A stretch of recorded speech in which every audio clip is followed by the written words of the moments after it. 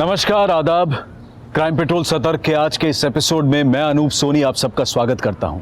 अपराध अक्सर असंतोष से उपजता है और हर अपराध के पीछे कोई ना कोई वजह होती है, फिर चाहे वो सही हो या गलत। लेकिन ये केस कुछ अलग था।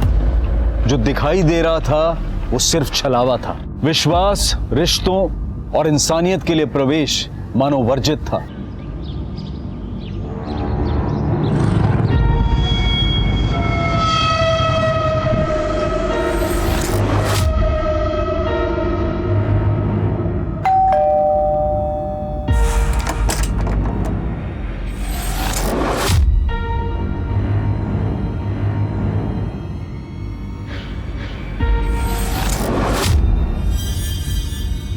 पापा रुको।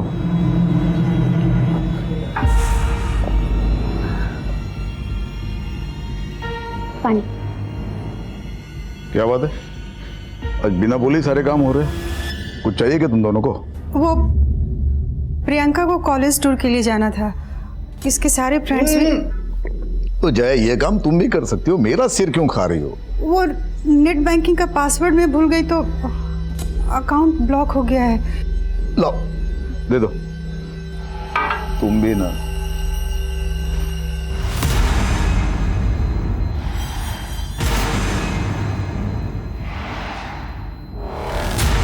इस लड़की का फोटो क्यों रखा है फोन पर? मुझे इमोशनल ब्लैकमेल करना चाहती हो? ये लड़की मेरे लिए मर चुकी है। ऐसे मत बोलिए। आज जन्मदिन है रश्मि का। जन्मदिन उनका होता है जो जिंदा होते हैं। मरे हुए लोगों की बरसी मनाई जाती है। काश 25 साल पहले अपने हाथों से उसका गला दबा के उसे मार दिया होता, तो आज कम से कम उसकी वजह से समाज में बेइज्जत तो ना होना पड़ता।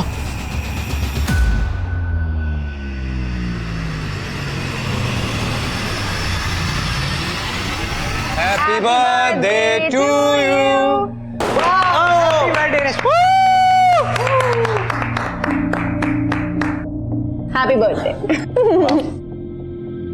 Happy birthday. Oh my God, Ronak! This is so beautiful. Thank you so much. Thanks to you. तूने मेरा सोशल मीडिया अकाउंट हैंडल किया और मुझे ये वेब सीरीज मिली। किसी पोस्ट को कैसे वायरल करते हैं ये बंदी जानती है। Guys, see. किसी भी पोस्ट को वायरल या ट्रेंडिंग करने का एक सिंपल फंडा है। बदनाम हुए तो क्या हुआ? नाम तो हुआ ना। पॉइंट है बॉस।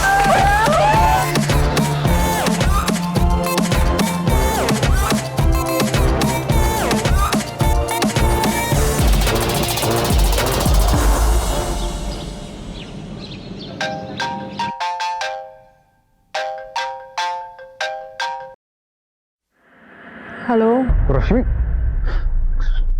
ये तूने क्या किया? रौनक, एक मिनट।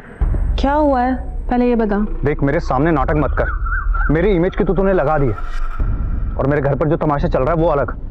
अगर मेरा करियर डूब गया ना, मैं तुझे जिंदा नहीं छोड़ूंगा। रौनक, पहले बदतमीजी से बात करना बंद करो और आराम से बताओ हुआ क्या है। अभी के अभी मेरा सोशल मीडिया चेक कर जाकर, पता चल जाएगा कि कल तूने क्या पोस्ट किया है।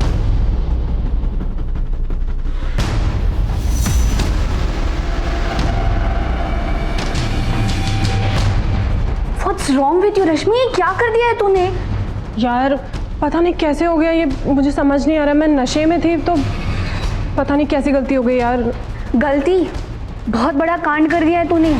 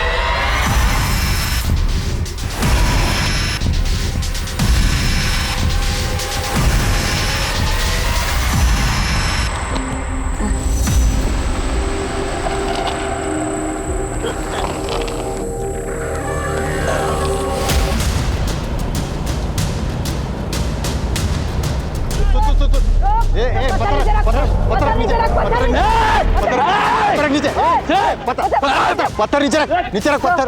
इस भिखारी के पास एक सूटकेस है जिस पर खून के धब्बे। लोगों ने देखा तो पीसीआर को फोन किया। अब ये किसी को पास नहीं फटकने दे रहा सूटकेस के सर। पत्थर नीचे रख, तो नीचे पत्थर नीचे रख, पत्थर नीचे रख। गुप्ता, राम,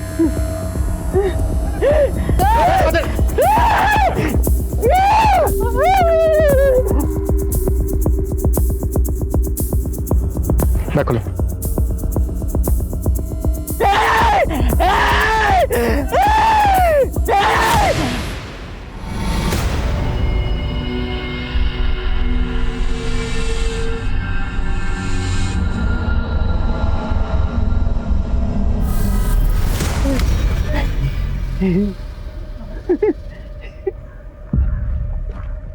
तूने क्या है ना ये सब? तूने मारा ना इस लड़की को? तूने मारा? एक सेकेंड सर, ये भिखारी मंदबुद्धि है। ये मंद बुद्धि है या तेज बुद्धि है ये तो चेकअप के बाद ही पता चलेगा। हो सकता है इसने ही मारा हो इस लड़की को और पकड़े जाने के डर की वजह से एक्टिंग कर रहा हो। नहीं सर, आसपास लोगों से पूछताछ की थी। वो कई सालों से इसे ऐसे ही देख रहे हैं, यूं ही घूमता रहता है। तो हो सकता है ये सूटकेस इसको कहीं से मिला हो, या फिर ये भी हो सकता है कि किसी ने सूटकेस फेंका और इसने उसको देखा हो। इससे हमें कातिल का हुलिया पता चल सकता है। सर इधर देखिए।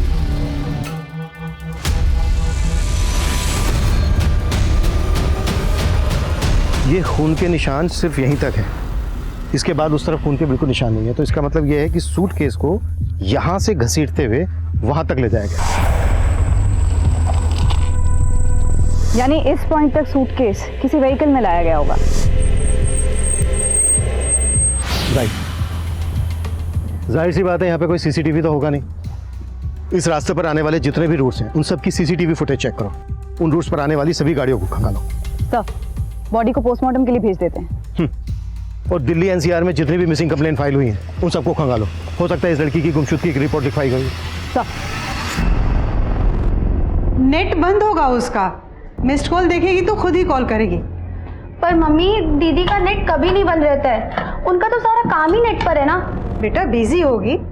और एक काम कर, तू जाके खाना गर्म कर, तेरे पापा आते ही होंगे, उनको पता चल जाएगा तो तू समझ रही ना बेटा क्या। तो क्या मम्मी, क्या कर लेंगे वो? दीदी ना एकदम सही बोलती है। हम सब पापा के हाथ की कठपुतलियां हैं। क्या वो कभी हमारे बारे में सोचते हैं कि उनकी बेटियों की, उनकी बीवी की भी कोई अपनी विशेष हो सकती है, लाइफ हो सकती है? लेकिन नहीं, वो हमारे बारे में बिल्कुल नहीं सोचते। मैं क्या कुछ गलत बोल रही हूँ मम्मी?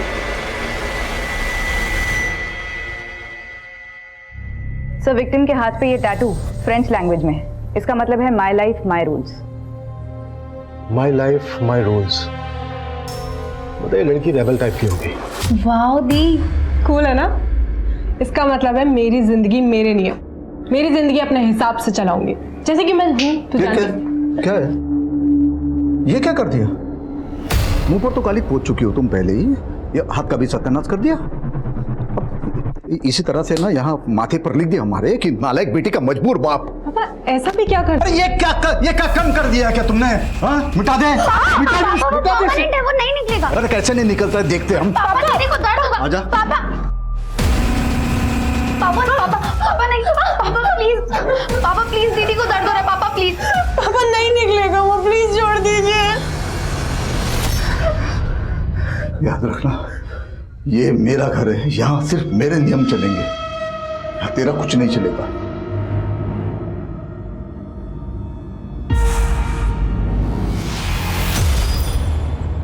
विक्टिम के बारे में और कोई इन्फॉर्मेशन मिली? सर, दिल्ली एनसीआर की सारी मिसिंग कंप्लेंट्स चेक की, लेकिन उनमें से एक का भी विक्टिम से हुलिया मिलता नहीं।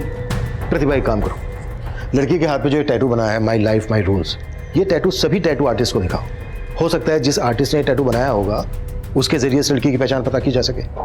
और एक बात, लड़की ने जो ये कपड़े पहने, देखो, इन कपड़ों के जरिए इसकी पहचान पता की जा सकती है। सर,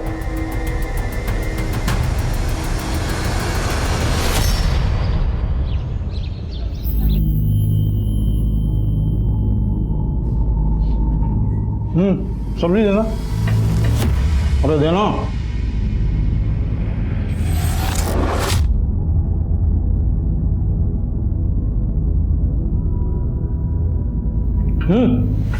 तोल के डाल दे क्या? डाल दे अच्छे से।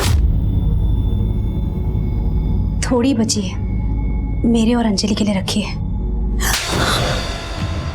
कमाता है उसको भूखा रखेगी, खुद पेट भर के ठूस ठूस के खाएगी। वो भी तो भूखे हैं। ये ले, और खाएगी भरा पेट, अब चैन से खाने भी नहीं देते। ले तुम्हारा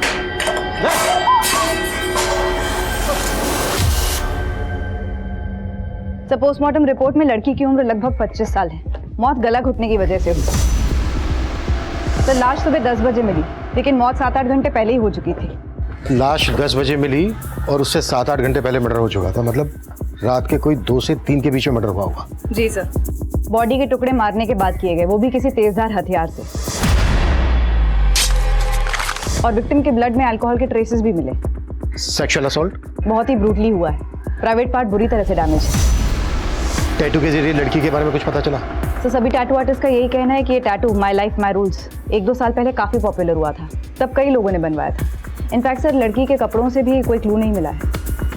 प्रतिभा, एक काम करो, लड़की की फोटो सभी न्यूज़पेपर में पब्लिश करवाओ, शायद कोई आइडेंटिफाई कर ले। सर, सरकार ने कल से धारा 144 लागू कर दी है। सुना है बहुत खतरनाक बीमारी है ये। अब पता है चाइना में तो कई लोगों की मौत भी हो गई वायरस की वजह से। अब पता नहीं क्या क्या दिन दिखाएगा ये कोरोना यार।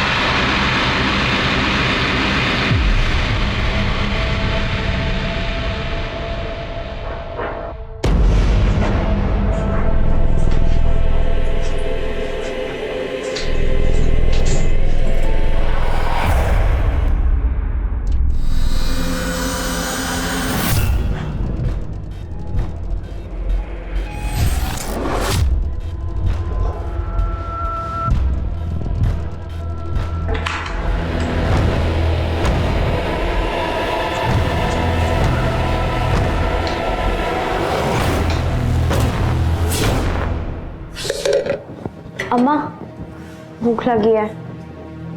जा बैठ, मैं ला रही हूँ।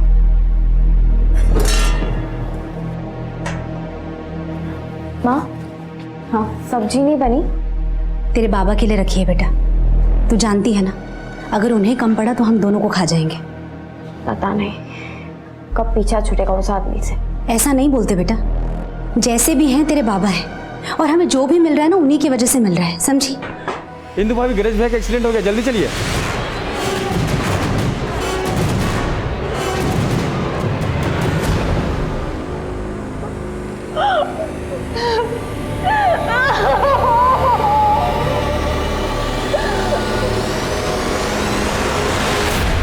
सर, भिखारी की रिपोर्ट आ गई है। साइकोलॉजिस्ट का कहना है कि वो अपना मानसिक संतुलन काफी पहले ही खो चुका था, और जिस प्रिसिशन से क्राइम हुआ है ये उसके बस की बात ही नहीं है। क्राइम करना भले ही उसके बस की बात ना हो, पर देख तो सकता है। साइकोलॉजिस्ट ने उससे काफी देर बात की। उनका कहना है कि उस भिखारी ने कुछ तो देखा है, क्योंकि वो बार बार किसी गाड़ी और सूटकेस के बारे में बात कर रहा है। लेकिन काफी पूछताछ करने के बाद भी वो उससे कोई इन्फॉर्मेशन निकाल नहीं पाए। छोड़ दो उसको, लेकिन नजर रखो उस पर, और अपने सारे खबरियों को एक्टिव कर दो। जब तक इस लड़की की हमें पहचान नहीं पता चल जाती, तब तक ये केस आगे नहीं बढ़ पाएगा। ये गंगा जमुना बहाना बंद कर, समझी? एकदम आवाज नहीं आनी चाहिए, आवाज नहीं आनी चाहिए, समझ में?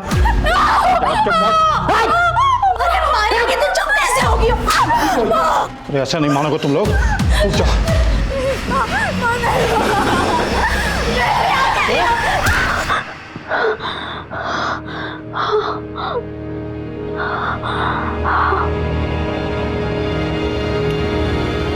आंटी, आंटी, क्या हुआ मधु? आज का आपने न्यूज़ देखा? नहीं देखा? क्या बात है? आंटी, दिल्ली पुलिस को एक लड़की की लाश मिली है जिसके हाथ पे टैटू बनाए, जैसे रश्मि के हाथ पे बना था। जब मेरे फोटो गौर से देखी तो ये देखिए। ये मेरी रश्मि नहीं है। मेरी रश्मि तो मुंबई में है। क्या हुआ? वो तो 3 साल से दिल्ली आई ही नहीं। अंकल, ये क्या हुआ है बताइए। देखिए।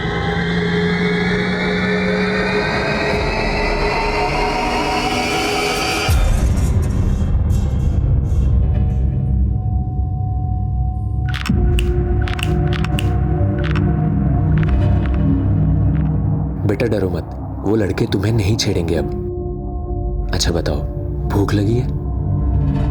एक चाय और एक बिस्किट देना बच्ची को।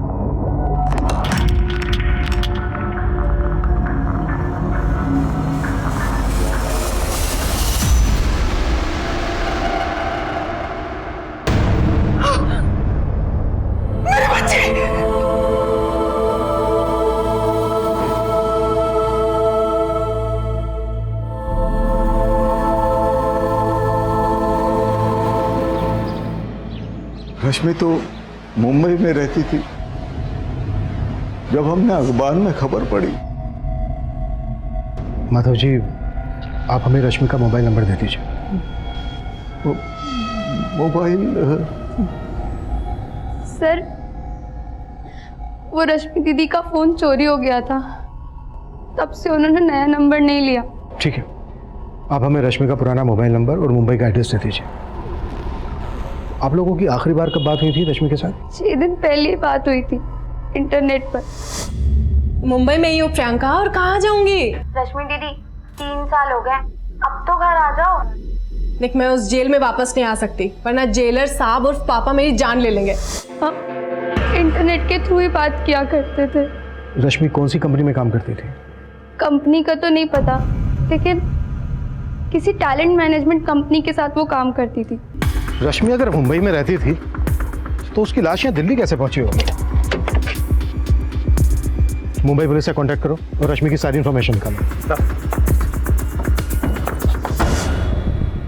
एक तरफ रश्मि के कातिल की तलाश पुलिस को मुंबई ले गई थी, तो दूसरी तरफ दिल्ली से सटे गाजियाबाद में भी एक बहुत ही बड़ी घटना घटी। सर, ये कुमार जायसवाल का घर है। सर, बड़े ही दबंग आदमी थे, अपने वार्ड के पार्षद भी रह चुके हैं। सर, इनकी लाश।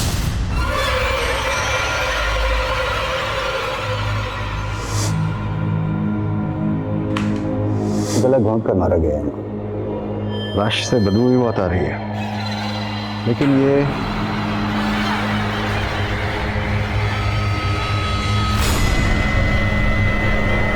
लगता है इस रस्सी का इस्तेमाल गला घोटने के लिए किया गया है। कांस्टेबल, इसको फॉरेंसिक जांच के लिए भेजो। अच्छा, घर में लूटपाट जैसी भी कोई घटना घटी है? हाँ सर, पूरा घर बिखरा पड़ा है। सबसे पहले लाश को किसने देखा? सर, इनके पड़ोसी अजीत महतो। साहब, 1-2 दिन से मैंने जायसवाल साहब को नहीं देखा, और जब ये थाली वाला कार्यक्रम हो रहा था उस वक्त भी बाहर नहीं आए। अरे जायसवाल साहब, जायसवाल साहब, अरे बाहर निकलो।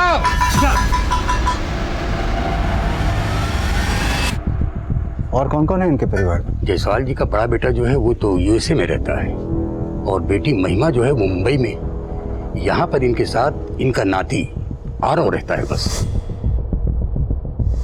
और आरव अब कहाँ है? आरव को तो मैंने कई दिनों से नहीं देखा। लास्ट टाइम जब मैं उसको देखा था तो अपने ही घर में चोरी करता है। अपने ही घर में चोरी करता है। जी, क्यों मार रहे हैं आरव? अरे नशे ही हो गया एक नंबर का, अपने ही घर में चोरी करता है। साहब, आरव को तो नशे की लत पड़ गई थी, और इसके लिए उसने घर में कई बार चोरी भी किया है। मुझे तो ऐसा लगता है साहब के पैसे के लिए ही उसने। सब पूरा घर छान लिया, सारी कीमती चीजें चोरी हो चुकी है। सर, जायसवाल साहब के पास एक गन थी, वो मिली होगी आप लोगों को। उनके पास गन? जी सर, पूरा घर देख लिया, कोई गन नहीं मिली। सर, रश्मि की बहन प्रियंका ने हमें जो उसका मुंबई का एड्रेस दिया था वो फेक है सर। रश्मि की फैमिली कहती है कि रश्मि मुंबई में रहती थी, वो दिल्ली कभी वापस लौटी ही नहीं। अब या तो रश्मि ने अपनी फैमिली से झूठ बोला या फिर रश्मि की फैमिली हमसे झूठ बोल रही है।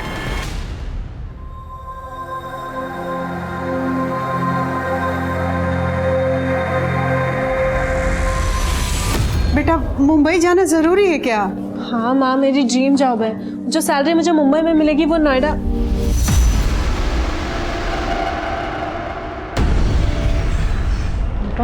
ये सब्जी लाइए, ये रख दो। अगर मेरी मर्जी के खिलाफ इस दहलीज के बाहर किसी ने कदम भी रखा तो दोबारा वापस नहीं आ पाएगा। ठीक है पापा, नहीं आऊंगी वापस, आई प्रॉमिस। तो जाओ और वापस मत आना। और आ गई ना गलती से तो गला दबा के यहीं पे खत्म कर दूंगा तुम्हें, तो काट काट के फेंक दूंगा तुमको।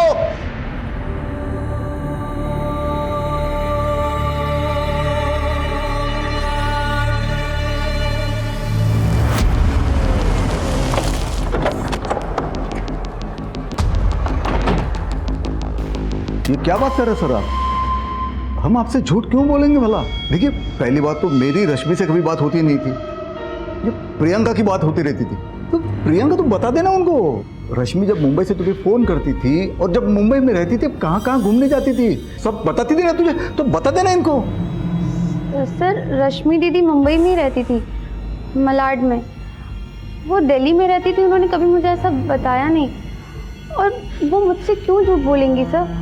प्रियंका, अगर कोई ऐसी बात है जो तुम अपने माँ बाप के सामने हमसे नहीं बताना चाहते तो एक मिनट माधव जी, एक मिनट, तो तुम हमसे अलग से भी बता सकते हो। नहीं सर, ऐसी कोई बात नहीं है। ये रश्मि का परिवार हमसे झूठ बोल रहा है और एक दूसरे से भी। रश्मि की फैमिली पे नजर रखो सर। और सर, रश्मि के पुराने नंबर की डिटेल्स कल तक आ जाएंगी। वो किन किन लोगों के साथ टच में थी ये भी पता चल जाएगा। रश्मि के दोस्तों से मिलते हैं, हो सकता है जो बात हमें रश्मि की फैमिली नहीं बता रही उसका दोस्त बता। सर कुमार जायसवाल का नाती आरव, उसका अभी तक कुछ पता नहीं चला है। लेकिन सर एक काम की खबर हाथ लगी है। एक ड्रग पेडलर अंकुर है, उसके साथ इस आरव का उठना बैठना था। ठीक है, ये माना कि अंकुर आरव को ड्रग सप्लाई करता था, लेकिन इससे कहीं साबित नहीं होता कि उसका मर्डर से कोई लेना देना हो सकता है सर, क्योंकि अंकुर ने आरव को ड्रग्स दिए थे बेचने के लिए, लेकिन ये नशे का आदी आरव, उसने सारे ड्रग्स खुद ही उड़ा दिए। तब तो ये अंकुर आरव के पीछे हाथ धो करके पड़ गया होगा अपने नुकसान की भरपाई करने के लिए। जी सर, घटना के 3 दिन पहले आरव गया था अंकुर को पैसे देने के लिए, लेकिन कुमार जायसवाल ने इन दोनों को देख लिया था।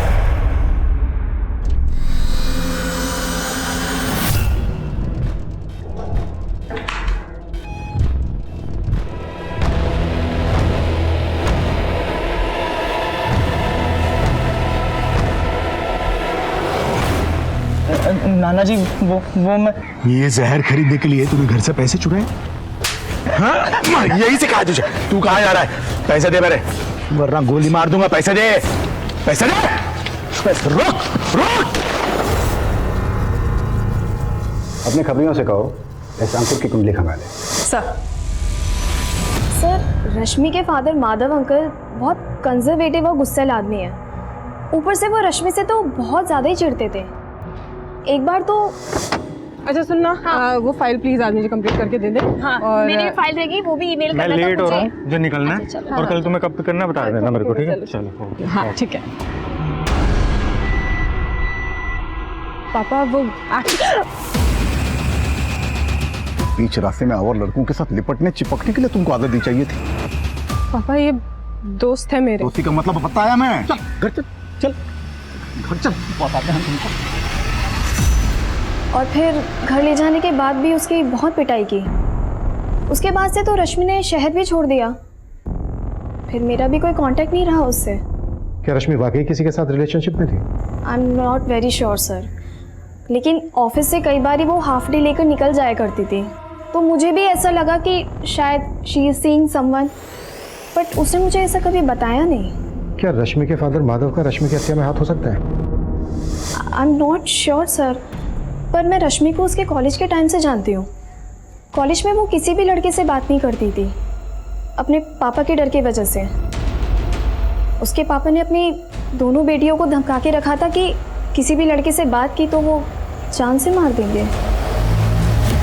ये क्या बोल रहे सर आप?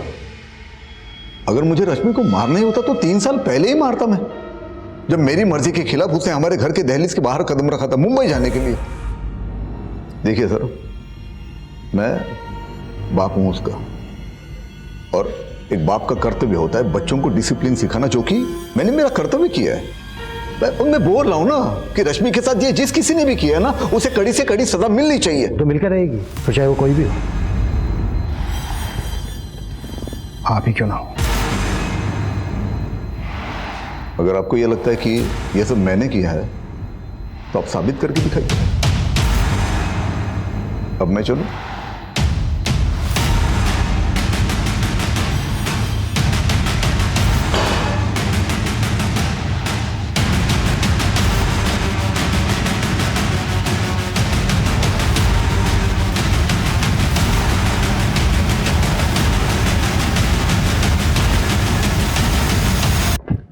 सर, रश्मि के कॉल रिकॉर्ड्स आ गए। उसका नंबर दिल्ली में ही रजिस्टर्ड है। इनफैक्ट उसका फोन कभी चोरी ही नहीं हुआ। उसने अपना नंबर 3 महीने पहले इस्तेमाल करना बंद कर दिया। कॉल रिकॉर्ड से कुछ मिला? सर, उसकी 3 लोगों से रेगुलरली बात होती थी। रौनक दहिया, सोनाली दवे और निहारिका शर्मा। रौनक और निहारिका एक्टर्स हैं और ये सब के सब दिल्ली में बेस्ड हैं। इनफैक्ट सर, उसके कॉल डिटेल्स में एक भी नंबर मुंबई का रजिस्टर्ड नहीं है। इसका मतलब रश्मि कभी मुंबई गई नहीं थी, वो यहीं दिल्ली में थी। रश्मि ने अपनी फैमिली से झूठ बोला कि उसको मुंबई में जॉब लगी है। और हाँ सर, रौनक का 3 महीने पहले सोशल मीडिया पर एक आपत्तिजनक वीडियो वायरल हुआ था। तब रश्मि उसका सोशल मीडिया अकाउंट हैंडल कर रही थी। हे नेटिजन्स, आज मेरा बर्थडे है। सी, हैप्पी बर्थडे रश्मि। और आज मेरे बर्थडे पे मैं आप सबके साथ ना बहुत सारी बातें शेयर करना चाहती हूँ। मैं पिछले 3 साल से इंडिपेंडेंट हूँ और मेरा करियर भी एकदम मस्त जा रहा है। लेकिन कभी कभी ना लाइफ की गाड़ी डिरेल हो जाती है, लेकिन मैं उसे सक्सेसफुली ट्रैक पर लेकर आऊंगी क्योंकि I believe in my self. और मैं आप सबको भी ये कहना चाहती हूँ, हमेशा अपने आप पर बिलीव करना, अपनी शर्तों पे जीना। और अरे मैंने बहुत बोल लिया। लेट्स मीट द हॉट चिक निहारिका। कौन? हाय। अरे इधर आया। Oh God, wait wait. पीछे पीछे। Oh God, look at that, look at that. क्या कर रही है? बंद कर। Breaking news, womaniser lady boy कहलाने वाले माचो मैन रौनक दहिया है किसी और लड़के की बाहों में। इसी के क्या लगता है आप लोगों को? स्टॉप इट मैन, ये होना कोई क्राइम नहीं होता। वो रियल लाइफ में भी माचो और रियल लाइफ में भी माचो। यार राइट, ओके। तो क्या ये सेम बात इसकी वाइफ को जाके बता सकती है? तो ये सारी बातें छोड़ यार। अच्छा तुम मेरी बात सुनो, तुम मेरी प्रमोशनल वीडियो कब पोस्ट करोगी? यार तू बोल, अभी करूं? हाँ। अभी कर दीजिए। हाँ, हाँ। रुक, just give me a minute. Niharika no बोलेगा, नो बोले नहीं, यहीं रुक।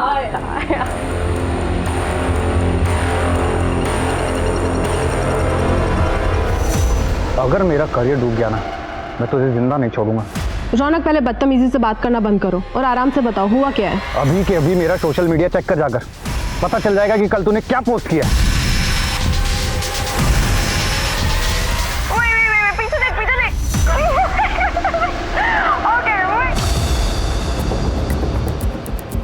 रश्मि 3 महीने से अपना मोबाइल फोन यूज नहीं कर रही थी, इंटरनेट कॉलिंग पे बात कर रही थी। रौनक से मिलो। मैडम मैं दिल्ली में रहता हूँ और मैं उससे यहीं मिला था। रश्मि से आखिरी बार कब मिले थे तुम? मैं रश्मि से आखिरी बार उसके बर्थडे पार्टी पे मिला। उस रात को मैं कैसे भूल सकता हूँ? उस रात की एक वीडियो ने मेरा पूरा करियर बर्बाद कर दिया। मेरी वाइफ मुझे छोड़कर चली गई। मुझे तो लगता है कि उसे उसके किए की सजा मिल गई। बहुत बड़ा ब्लंडर कर दिया था रश्मि ने सर, इसलिए उसे कुछ दिनों के लिए अंडरग्राउंड होने को बोला था मैंने। और तकरीबन 3 महीने पहले उसने अपना फ़ोन इस्तेमाल करना छोड़ दिया था और अपना नंबर फिर उसने दोबारा कभी यूज़ नहीं किया। रश्मि यहाँ दिल्ली में कहाँ रहती थी? यही साउथ दिल्ली में रहती थी। रश्मि यहाँ जो साउथ दिल्ली में रहती थी वो एड्रेस देंगे आप हमें? या श्योर।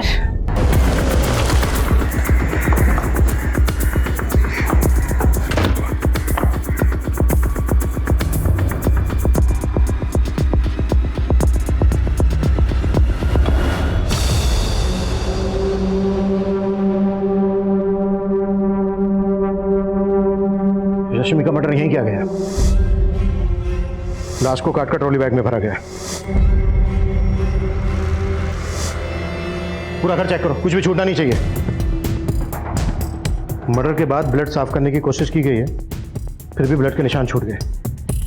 वो जो एक्टर है रौनक, उसकी कुंडली निकालो, उसके पास तगड़ा मोटिव है मर्डर करने का। आसपास चेक करो कि कोई सीसीटीवी है क्या।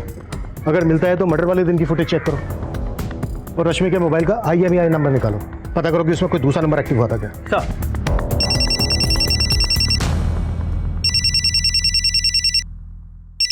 हेलो,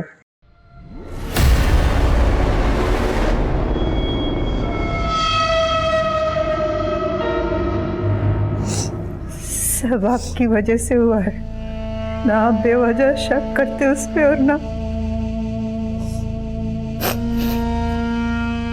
3 3 साल से हमारी बच्ची इसी शहर में रह रही थी, लेकिन एक बार हमसे मिलने तक नहीं आई।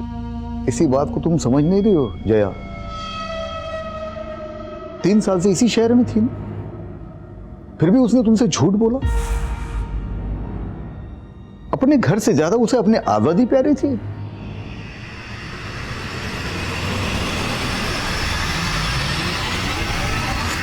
राजू बेटा, तुम अपना और अपनी बहन पिंकी का ख्याल रखना।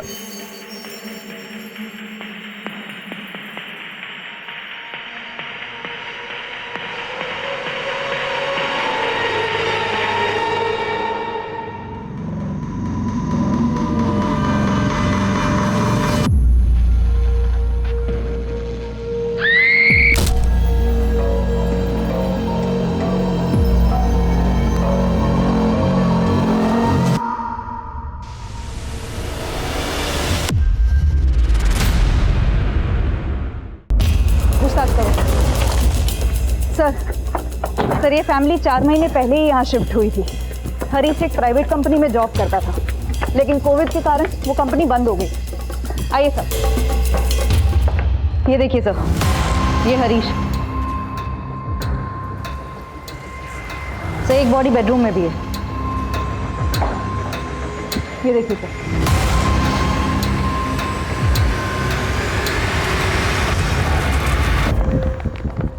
हरीश की पत्नी सुषमा के सीडीआर में 1 नंबर सस्पिशियस मिला है। पिछले 2 दिन में इस पर कई बार लगातार बात हुई है। हेलो, नंबर आगरा का है, किसी ललिता श्रीवास्तव का। अभी स्विच ऑफ है।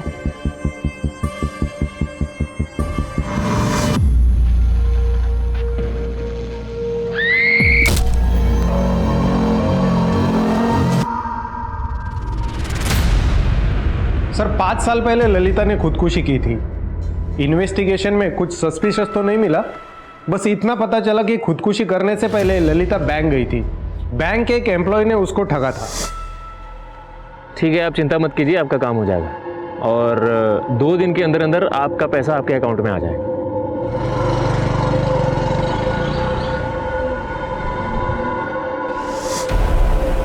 कौन था वो? ये केशव नाम है इसका। इसने ललिता को वादा किया था उनके जमीन पर वो लोन दिलवाएगा, लेकिन जमीन को धोखे से बेच दिया। अभी तक हमारे हाथ नहीं लगा है। ठीक है, तुम हमें इसकी सारी डिटेल्स दो। सर, कौन हो सकता है वो जो 5 साल पहले मिली ललिता के मोबाइल नंबर से हमारी दूसरी विक्टिम सुषमा से बात कर रहा था? हाँ प्रतिभा। सर, रश्मि के मोबाइल के IMEI नंबर से एक नए नंबर का पता चला है। उसका CDR निकाला तो पता चला वो किसी मनीष अग्रवाल नाम के आदमी से टच में थी। मैं आगरा से निकल रहा हूँ, थाने बुलाओ उसको।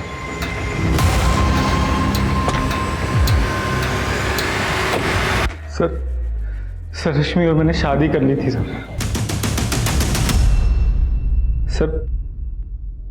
हम दोनों प्यार करते थे सर एक दूसरे से। हम दोनों ही अपने अपने घर से मुंबई में अच्छी जॉब का बहाना करके निकले थे, लेकिन शादी के बाद भी हम दिल्ली में ही थे सर। रश्मि अपने घर वालों से झूठ बोलती थी कि वो मुंबई में है। वो मेरे साथ यहीं थी दिल्ली में सर। बहुत खुश थे सर, पता नहीं किसकी नजर लग गई हमको और हमारे बीच हर छोटी मोटी बात पे झगड़े होने लगे और फिर ये धीरे धीरे झगड़े बड़े होते गए सर।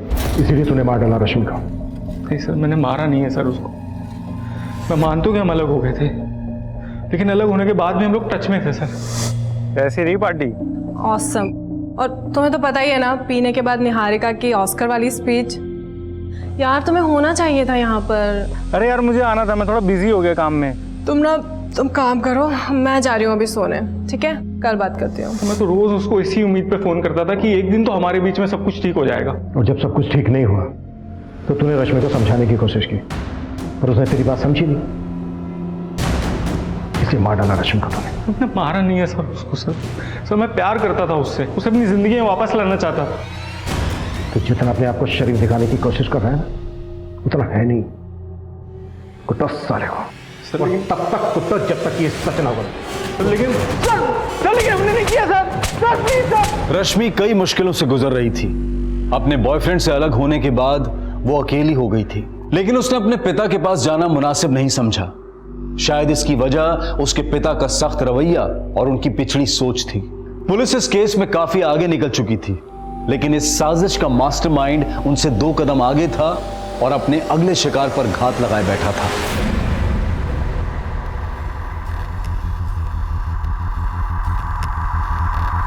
अंजलि बेटा कितनी देर कर दी?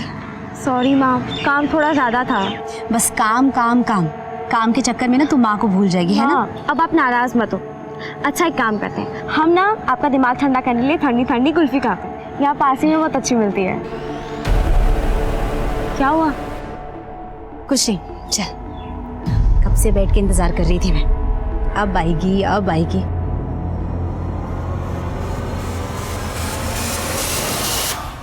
सर पिछले हफ्ते गाजियाबाद में एक सीनियर सिटीजन का मर्डर हुआ। नाम कुमार जायसवाल। मोडस ऑपरेंडी लगभग हरीश शाही के फैमिली के मर्डर्स जैसी। रस्सी से गला घोटकर हत्या, घर में लूटपाट एंड नो फिंगरप्रिंट्स। और हाँ सर, गाजियाबाद पुलिस को क्राइम सीन से नायलॉन की रस्सी मिली। नायलॉन की रस्सी? कोई अरेस्ट हुआ था उस केस में? 2 लोग सस्पेक्ट हैं। विक्टिम का नाती आरव, जो कि ड्रग एडिक्ट है, और उसका ड्रग डीलर अंकुर।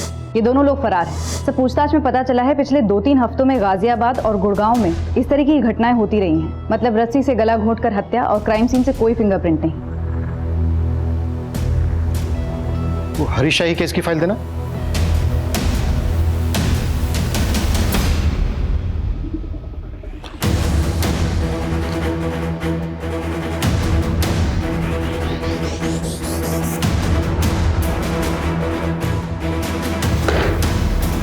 इसमें कोई डाउट नहीं है, गाजियाबाद में हुए मर्डर का हरीश की फैमिली में हुए मर्डर से कनेक्शन है। ऐसी चीजें खंगालो जो इन मर्डर्स में कॉमन है।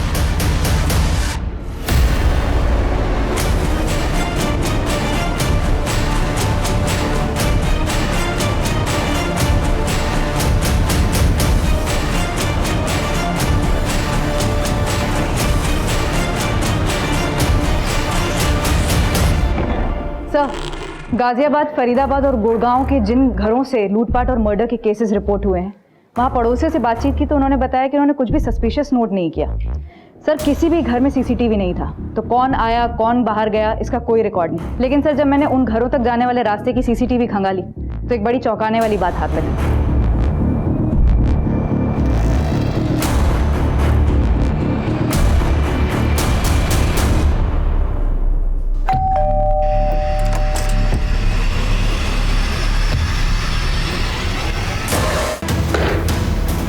इसमें कोई डाउट नहीं है, गाजियाबाद में हुए मर्डर का हरीश की फैमिली में हुए मर्डर से कनेक्शन है। ये देखो, दोनों ही केसेस में ब्लड टेस्ट करवाए गए हैं, वो भी एक ऐसी कंपनी से जो ब्लड सैंपल घर पर लेने आता है। सर इसका मतलब ये गिरोह है जो टेस्ट करने के बहाने घर में घुसता है और क्राइम करता है। हाँ जी जी, वो आपने ब्लड टेस्ट करवाया था ना, तो उसी की रिपोर्ट आई है। रिपोर्ट कब तक आ जाएगी जी? मुझे तो बहुत डर लग रहा है, कहीं मुझे कोरोना ना हो गया हो। माफ करना, आप कोरोना पॉजिटिव हैं। पॉजिटिव? जी हाँ, बट आप चिंता मत कीजिए, ये हमारी टीम है जो आपके घर को सैनिटाइज कर देगी। आओगे, आ जाओ। अरे आप चिंता मत कीजिए, पूरा घर सैनिटाइज हो जाएगा, डिसइंफेक्ट हो जाएगा। आप टेंशन मत कीजिए। एक मिनट पुत्र, एक मिनट, पहले मैंने बहू की रिपोर्ट तो देखने दे। अबे पापा जी, आप रिपोर्ट देख के क्या करेंगे? वो क्या है ना कि सारी मेडिकल लैंग्वेज है, तो आपको समझ में नहीं आएगी। मैनू सब समझ में आता है। तेनू पता नहीं है पुत्र, मैं अपने पिंड विच ना वैद था, वैद। अबे बुड्ढे, फोन किसको लगा रहा है तू? हाँ, ज्यादा होशियारी कर रहा है तू।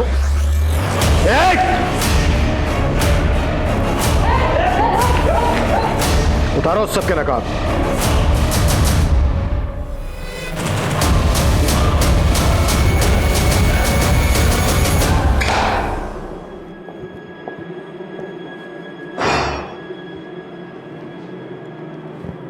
ललिता श्रीवास्तव तुम लोगों की पहली शिकार थी ना, जिसको लूटा तुम लोगों ने? जमीन हड़प ली उसकी? वो थी इतनी बेवकूफ कि उसको उल्लू बनाना बहुत आसान था सर। जब मैंने उसकी जमीन बेची तो आई थी मेरे पास रोती हुई। हाँ बोलिए, क्यों बुलाया मुझे यहाँ? प्लीज मेरे साथ ऐसा मत करो, वो जमीन मेरे लिए बहुत जरूरी है। देखिए, पेपर तो आप ही ने दिए थे ना मुझे। मैंने तो लोन के लिए दिया था। मैं कुछ नहीं कर सकता। अरे देखो, मैं मर जाऊंगी। आपको जो करना है आप कीजिए, मैं कुछ नहीं कर सकता।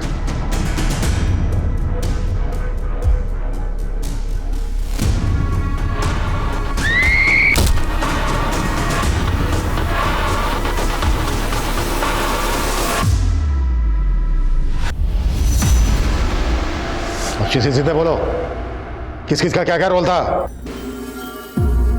सर बशीर एक कंपनी में काम करता था जो लोगों के घरों में जाकर लोगों के ब्लड सैंपल और पैथोलॉजिकल कलेक्ट करते थे। और सर फिर यही हमें बताता था कि किस किस घर में कितने लोग रहते हैं और उनकी कितनी प्रॉपर्टी है। फिर अंजलि हर जगह जाके रेकी करती थी? हाँ सर, बहुत ही बेकार हालत में मिली थी सर मुझे, एकदम भूखी प्यासी।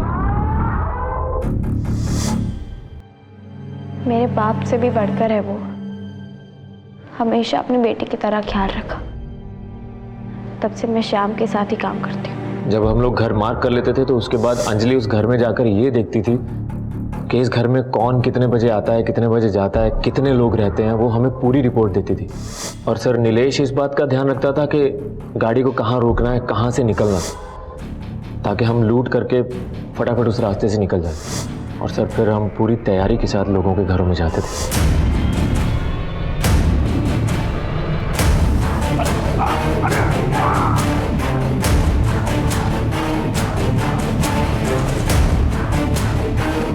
रश्मि को भी तुम ही लोगों ने मारा ना?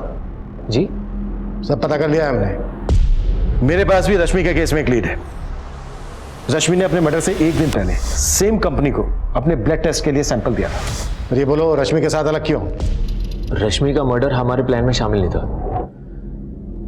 ये तो सब इसकी वजह से हुआ सर। हम लोग एक्चुअली 18 तारीख को उसका घर लूटने वाले थे, लेकिन ये भी पहुंच गया उसके घर पे। तब वो अंजलि के साथ रेकी पर गया था, तब दिखी थी पहली बार रश्मि। उसको देखते ही मेरा बत्ती जल गया साहब।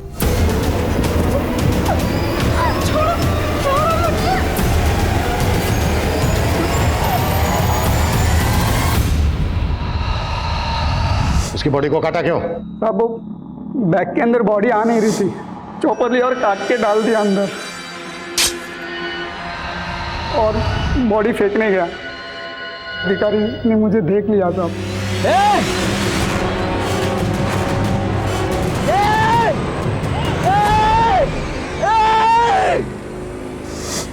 तो कितने लोगों को लूटा तुम लोगों ने? सर यही कोई 500-550 लोगों को ठगा होगा। इनकी चीखें 1 किलोमीटर दूर तक सुनाई देनी चाहिए पुलिस स्टेशन के। ये लो कुटा सालों को।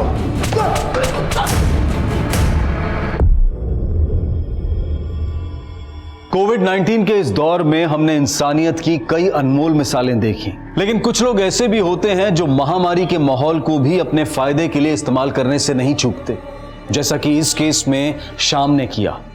लालच से भरा दिल और साजिश से भरा दिमाग सिर्फ गलत रास्ते पर ही चलाता है, लेकिन खुद को शातिर समझने वाले ये सो कॉल्ड मास्टरमाइंड ये भूल जाते हैं कि जुर्म के रास्ते की आखिरी मंजिल जेल की चारदीवारी होती है, क्योंकि क्राइम नेवर पेज। अब मैं अनूप सोनी आपसे विदा लेता हूं, फिर मुलाकात होगी क्राइम पेट्रोल सतर्क में एक और नए केस के साथ। तब तक अपना और अपने परिवार का ख्याल रखें, सतर्क रहें, सुरक्षित रहें और देखते रहें क्राइम पेट्रोल सतर्क। जय हिंद।